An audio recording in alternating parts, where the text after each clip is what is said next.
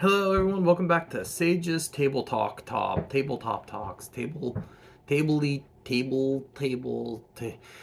right, we'll figure out a name. But anyway, my name's Sage, and I'm going to talk to you guys about tabletop RPGs, and probably some other tabletop games too as well. I don't know, haven't decided yet.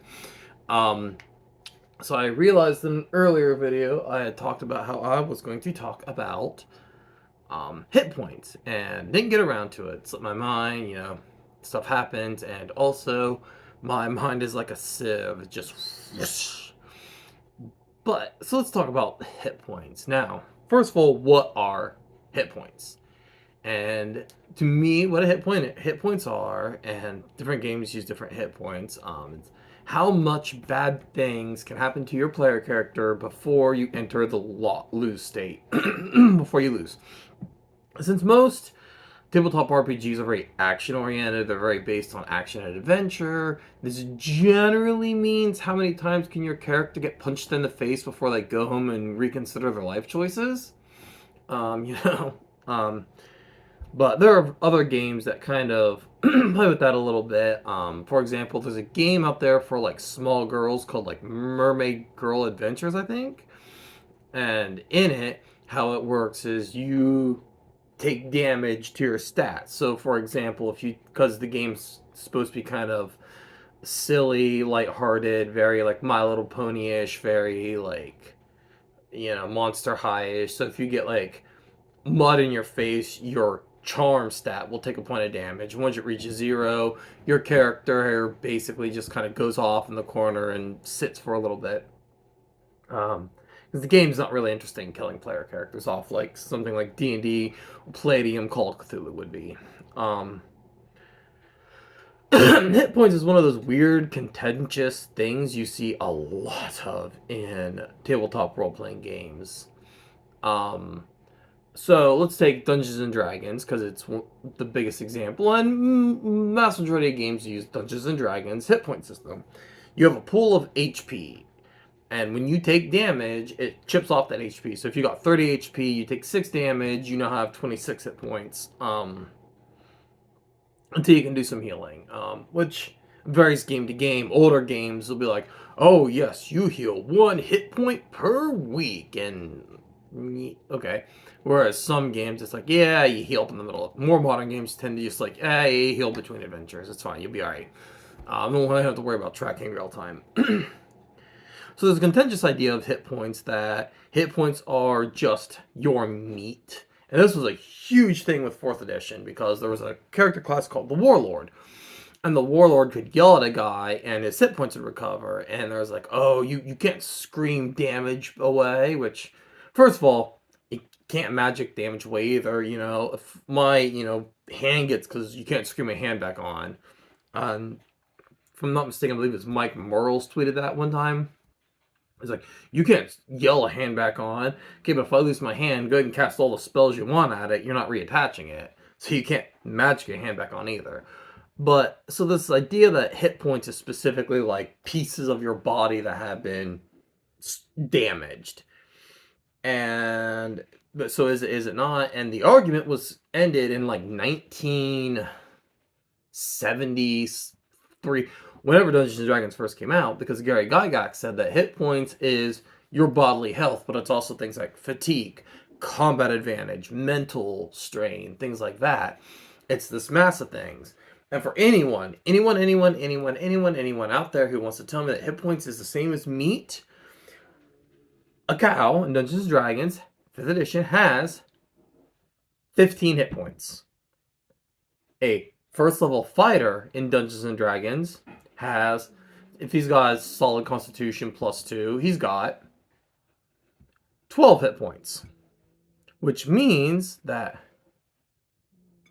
sounds like 2 cats are about to beef over some beef.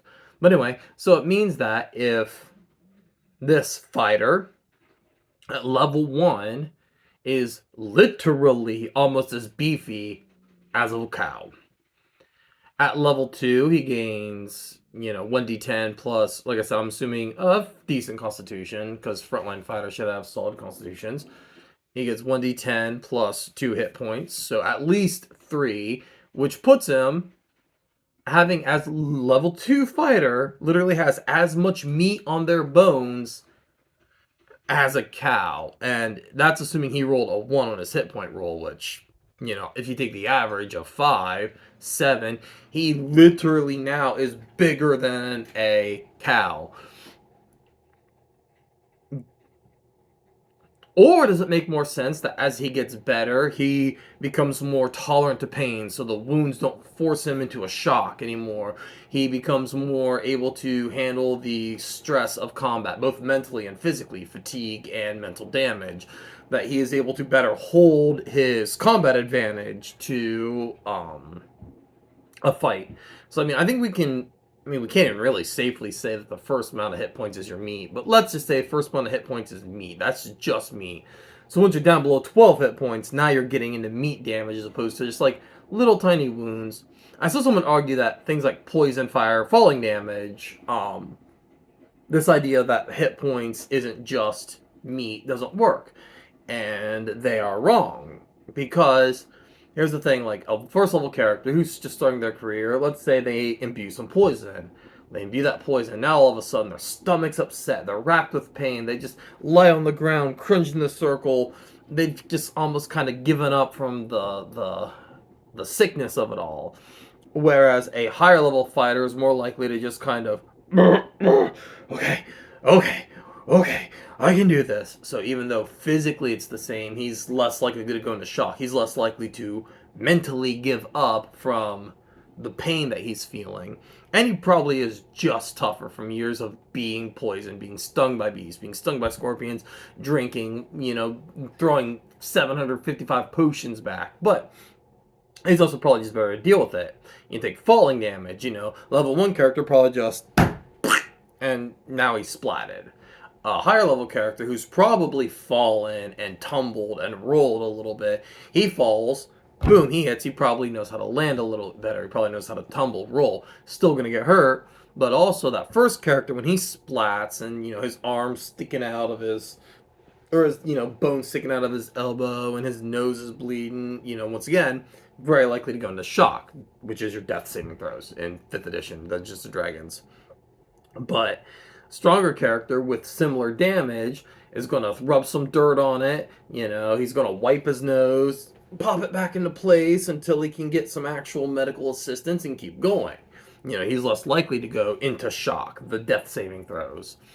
So the idea here that hit points is just your meat is silly, which is where 4th edition the Warlord kind of comes in. What he's doing is he isn't like making wounds close. He slaps you on the back and he's like, "Get in there, Tiger, you can do this, you got one more round in you, you got one more fight, you can get this, take a breath, take it." And so that's how that works. And once again, so there's a game Palladium, and like I said, Palladium's a interesting system. So you have SDC and hit points. And so here you have SDC, which to me is your meat damage. Yeah, it goes away first, but your hit points are what build every level. So yeah, it doesn't matter. But interesting idea here that this damage that comes off first, it would be health, it would be your fatigue. And then your hit points, I guess, would be getting into that meat of the situation, getting into how tough you are. But honestly, I'm fine with just, because the SDC and hit points are effectively just 2 bars of the same system. Honestly, perfectly fine just abstracting it into one pool of hit points. Now, other games have actually used hit points in other ways. Like White Wolf didn't really have hit points so much as you have a set pool of, damage boxes. So, if you get stabbed in the arm and you take the 2 damage, you mark off boom, boom, boom, boom, 2 of the boxes, which will give you penalties. I've never really liked that because it kind of creates this death spiral where when you take damage, you're more likely to take damage and less likely to be able to make a comeback. But it is realistic in that, if you get pounded in the nose hard enough that it actually affects you, your combat ability is going to go, if your eye is swollen shut, your ability to fight is going to be reduced no matter how tough you think you are. If your eye is damaged, if your arm is broken, the arm's going to be less effective. If you're bleeding, you are going to fatigue faster.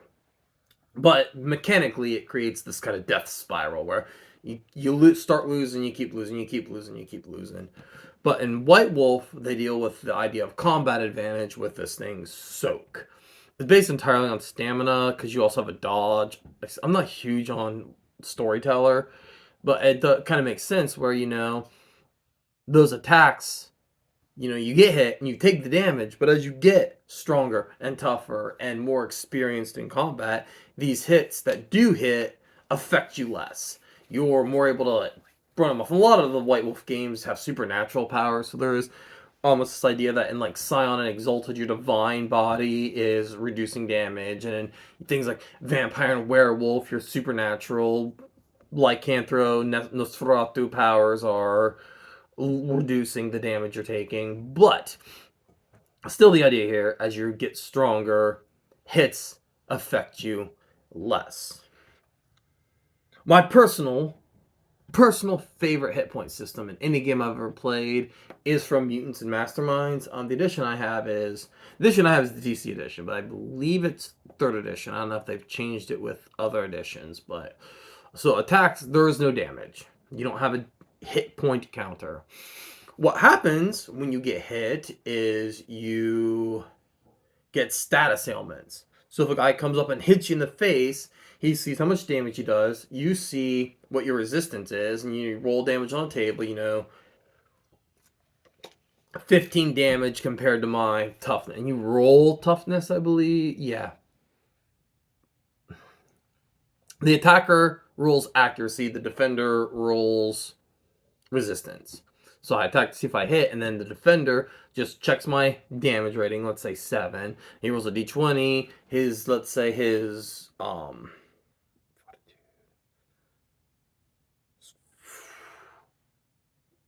what is it? Toughness. His toughness is 2, rolls d20, plus 2, compares that number to the 7, and he sees what effect happens to him. Like, if it's a little tiny damage, if he rolls really good to resist my hit, then he might only take a -1 penalty to his active defense, to his defense pools. So you got 5 defenses, which is dodge, which is avoiding things from long distance, parry, which is, parrying off melee attacks, toughness, which is resisting damage, fortitude, which is resisting physical effects like poison and things like that, and then willpower, which is resisting mental effects, things like psychic powers and mind control and that weird stuff. But attacks just do status ailments. It might stagger you. It might stun you. So like bam, and stunning's a kind of a not great mechanic anyway, but it might stun you, so you have to take a round to shake it off, and or might just straight up incapacitate you, knock you out. And I have found in Mutants and Masterminds, it's so much more fun to just do effects. So like my character's attacks will, because they have an ability where they can afflict status ailments. So it's like, oh yeah, my character's attacks are poisonous, so they're going to make you weaken and then sicken and then incapacitated from poison. So that's that's an interesting way to handle hit point mechanics. Like I said, you got games like Powered by the Apocalypse and Danger Patrol both, where you'll just take damage from failing actions. So if I attempt to do something, if my action roll doesn't really do good, I will take a hit. Like in Danger Patrol, you roll a die pool, and you might both take damage. So I might roll enough successes to beat an opponent, but he might roll enough successes to also harm me. So, you got that thing where, you knock him out, but you have to take, open yourself up to take a minor hit so you can have a giant fist and, knock him out. PBTA is kind of similar. How it works is you roll 2d6, add one of your 4 stats, and it will do something. Like a lot of the attacks just seem to harm yourself, harm you and harm your opponent, or just harm your opponent. Things like that. Um, that seems to be like the bait, and I might be wrong. I might be remembering it slightly wrong, but more or less, it's kind of the idea of, okay, I roll 2d6. If it's like 6 or less, then I fail, and I just take that hit. If it's 7, 8, 9, or 10, it's a minor success, so I might hit them, but they also might get me back. And then if it's like a 10 or better, I just do damage to them, or I could do something like I take the hit, but I do 2 to them. Um, but yeah, those are kind of interesting because, like, well, that's all player facing, and some players do, some players don't like it. Makes the game run faster to me. Darn, what was I going to talk about? But a lot of like this argument about hit points in Dungeons and Dragons seem so pointless to me because of how silly Dungeons and Dragons. Put a little water. How silly Dungeons and Dragons combat is. And since I'm talking about hit points, I might as well talk about. Now I'll save that for martials and melee. But yeah, those are just some various hit point systems. I'm actually super fond of the Mermaid Girl Adventures system of damage, where you take Fate has kind of a similar idea where your aspects get damaged. So like you're the greatest swordsman in the world, but if you take damage, your greatest swordsman in the world might lose a little bit of an effect because maybe during that fight you were humiliated so badly that you just don't feel like the greatest swordsman anymore, and you want to earn that back. They do have mental and a physical fatigue track as well, so there's some of that. I'm about halfway through the Fate book. It hasn't really grabbed me like a lot of some of these books have. Like I was reading Blue Rose, and I was like, oh my gosh, I want to make this world suffer so bad. This little utopia. So I was reading it because I was like, man, there's so much cool stuff I could do, and I could probably do. I like to play a game before I actually full on review it. So the 2 games I've reviewed, and I've got a couple more reviews down the pike: D20 Modern, D&D 4th Edition. Probably do Paranoia 4th Edition as well as a review. So, kind of keep an eye out for those if any of those sound interesting. But so I want to finish my Palladium campaign. I'd like to one day be able to get everybody in it to finish it so I could start a Blue Rose campaign. But I digress. Blue Rose just uses standard D&D hit points, and man, one of the big problems with hit points a lot of these games have, and I don't even know how to fix this because honestly, I don't know how to fix this problem and balancing defense with attack, because Dungeons & Dragons 4th Edition and looking at the math in Blue Rose, man, the hit points scaled so much faster than damage. So like I remember we were playing like I think it was like a level 8 or 9 4th Edition campaign, and my cat might walk in the screen here soon. There she is. I thought so. Come on, off the table, Rosie. Rosie, off the table. Come on. There, now you're gonna get held. Is that what you wanted? Is this what you wanted out of life, Rosie? Oh. Hey. No. Come on. But so it's like this monster has like 500 hit points, and this is one monster on a battlefield. And it's like, okay, I'm gonna hit him with my big super ultra mega attack. I can only do this once a day, but I've got this. So, how much damage did you do? 37. And that was your big attack, huh? That was the one attack you got. Yep, now I'm just gonna burn through all my encounter powers, so I'm down to my daily powers that'll do like 6. And it's like, oh. And I remember we were in this fight on an airship, and we started pretty early in the night. And this fight in this airship took us probably a good 4.5 to 5 hours to finish. This one fight. D&D 5th Edition has a little bit of that. Dungeons and Dragons 3rd, 4th have struggled with this so bad, and it's why spells like Hold Person, Power Word Kill, these, save or die spells are so important to the game mechanic, because you just don't want to interact with hit point mechanics. That's not something that's going to be enjoyable to anyone at the table, because it's going to make fights go on long. But then you look at like Dungeons and Dragons first edition and second edition, and even they kind of started to get this problem. First level characters, like you sneezed on them and they died.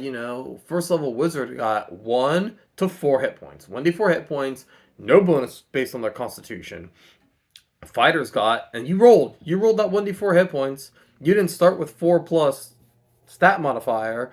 You got a 4-sided die, you rolled it, and if you rolled a 1, then ooh, buddy, you're in for some tough times. And fighters are a little better because they got a 10-sided die, and also their um got bonus based on the constitution way, way less than you had to get like a 15 to get a +1 in Dungeons and Dragons, like second edition, something like that, 14, 15, something like that. So early on, man, that 1d8 sword, that was fatal. Even in like third edition where wizards had 4 plus ability modifiers, so I mean you're looking at 5 hit points, but like 3, 4, 5 levels in, you're tanking those sword hits, but you're not really given a tool to increase the damage. Mutants and Masterminds just has kind of this problem once again where their stats, but like your status ailments are kind of where it's at, but it's still like what I ended up doing in Mutants and Masterminds because my players' attacks scaled so much higher. I mean, if they were to 1-on-1, they would just one shot each other because their attacks were so much higher than their defenses. When I built villains, I just scaled them the other way. I just crappy defenses, high attacks, which is what I heard about 4th edition was double damage, double monster damage, half monster health. But I'm like, that's just means the game is designed weird if I got to play those hacks. Which means the Masterminds had a little bit better way of evening out attack and damage, but it is what it is. I love Mutants and Masterminds, probably one of my favorite systems. Like, it's top 5 systems for me, but that doesn't mean it's perfect, right? But yeah. Rosie. Sorry, my gray cat's being mischievous. She's sweet, but she's into stuff right now. Sorry. Anyway,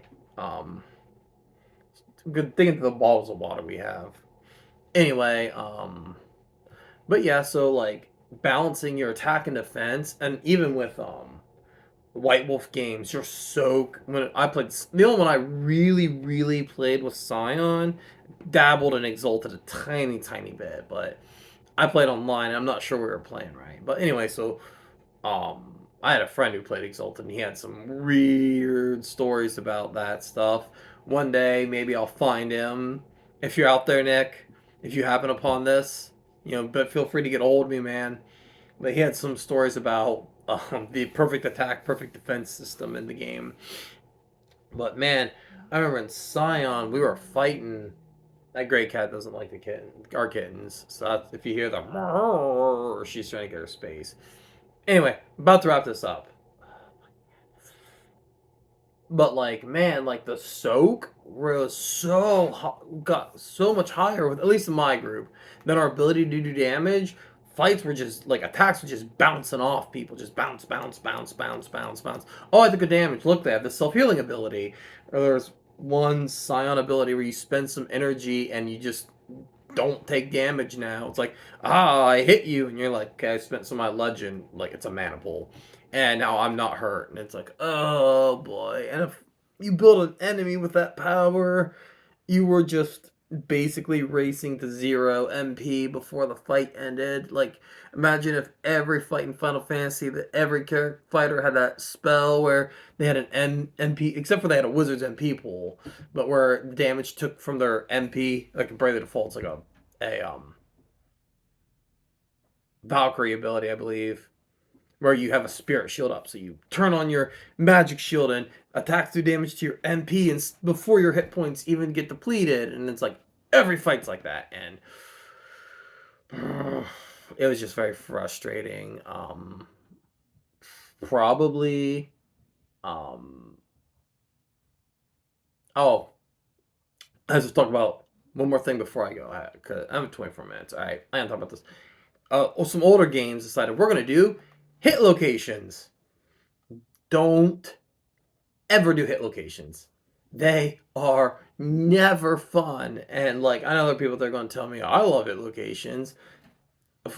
Why? Why do you like attacking some and not knowing, it's like, okay, so I attack. And obviously, generally speaking, you're more likely to hit torsos than you are other parts of the body. But you're like, okay, I attack a target.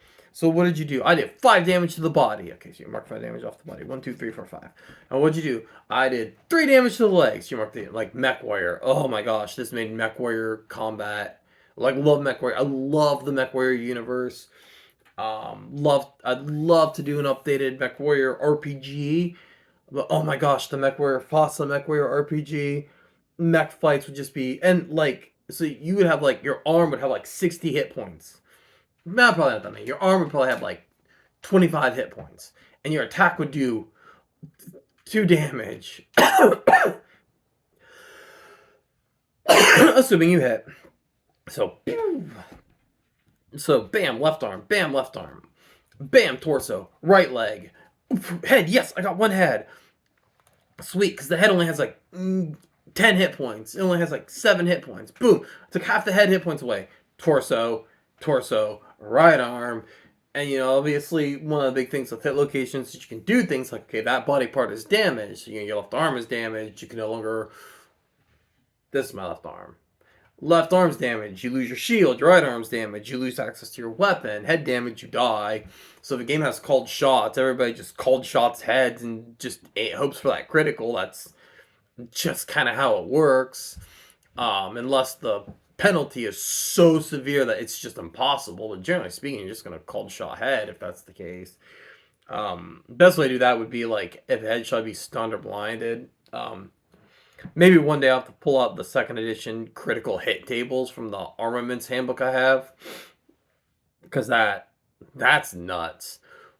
But it's like okay, it's like okay, you lose leg, you lose movement speed, but like even if you target, you generally have such a massive penalty to hit that okay, you're better off either doing mech where just spraying and hoping you hit a target that matters. 2 damage, 2 damage, 2 damage, 2 damage, 2 damage, 2 damage, 2 damage, 2 damage, 2 damage, 2 damage, 2 damage, and then 2 damage, 2 damage. Oh, finally I'm into some internals and possibly could do something real. But if you have the ability to choose and it's a penalty, it's like, okay, I'm going to hit the head, -10, miss, miss, miss, miss, miss, miss, miss, miss. Is that fun? Like, is that fun for anybody? Like, just to have this absolute. Like I said, my idea to replace hit location charts would just be when you take a hit, you just take a penalty. So like you take a hit. So the game I'm working one of the games I'm working on, it's kind of a MechWarrior pastiche. If you take damage, you take a hit, and the hit deals damage. You roll a d20. So let's say you roll 5. Okay, so now your left leg's damaged and you lose speed. So and then you mark that off your little table. Boom. You roll 7. Okay, your arm. You take an arm. It doesn't actually hit that by you take something damages and you lose speed. Something damages and you lose accuracy. Then you roll 7 again. Your 7's already marked off, so it pushes it up to 8, whatever 8's effect is. And it kind of gives you that still random chaotic energy of like possibly hitting other body parts.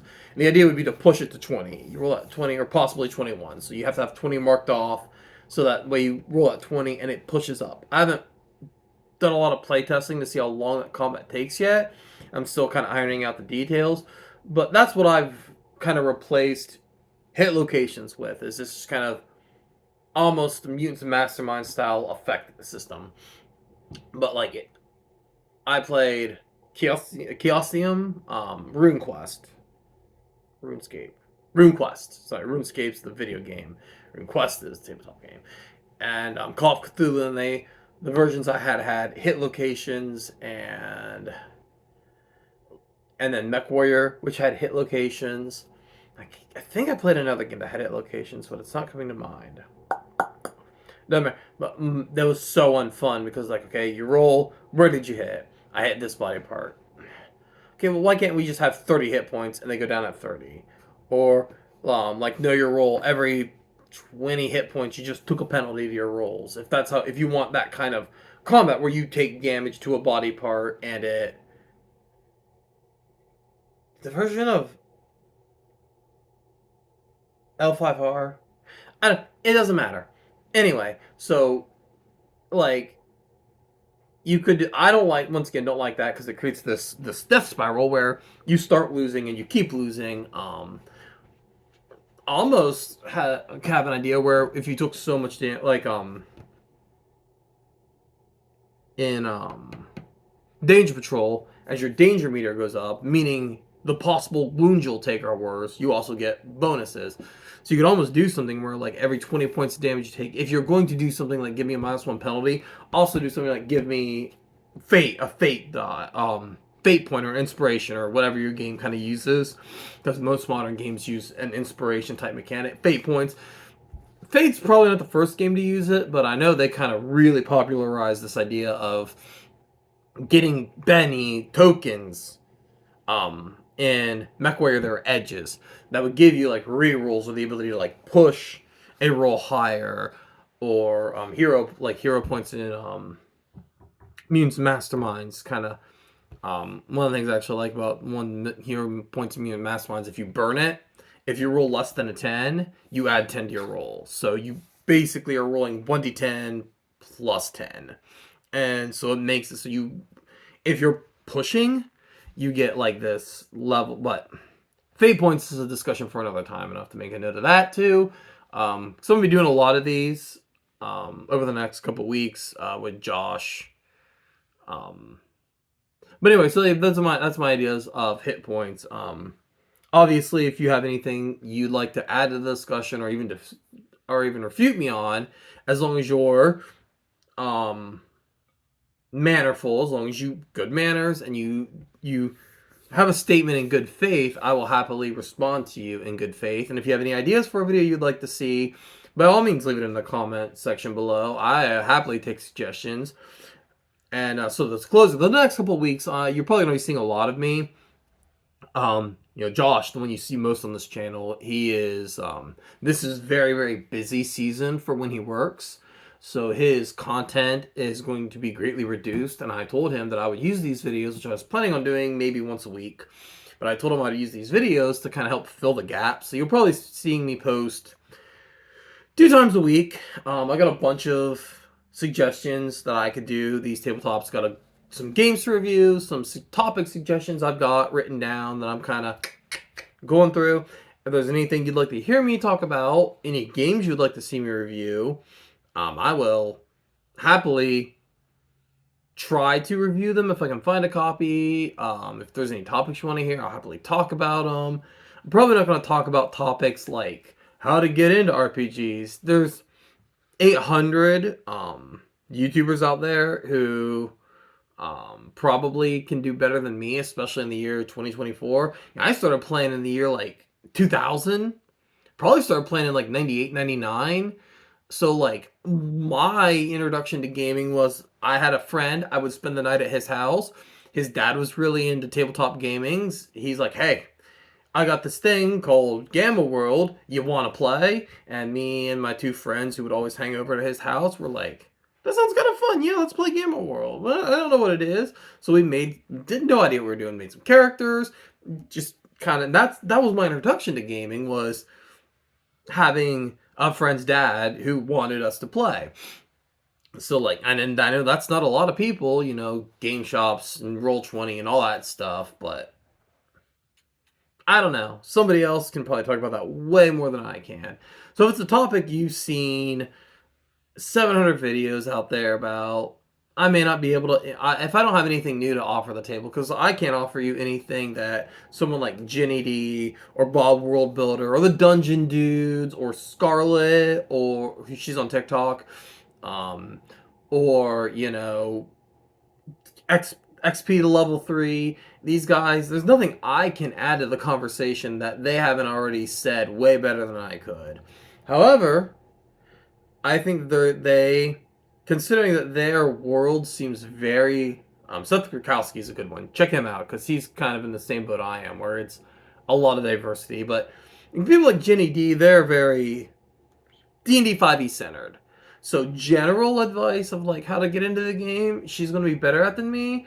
But I have this plethora of knowledge from playing dozens of systems with dozens of people that I might be able to bring something to the table that she can't because of the experiences I've had over hers.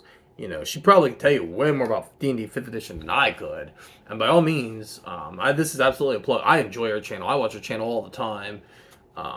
She does these absolutely fantastic videos where she dresses in cosplay because she just really likes to dress in cosplay, which is good for her.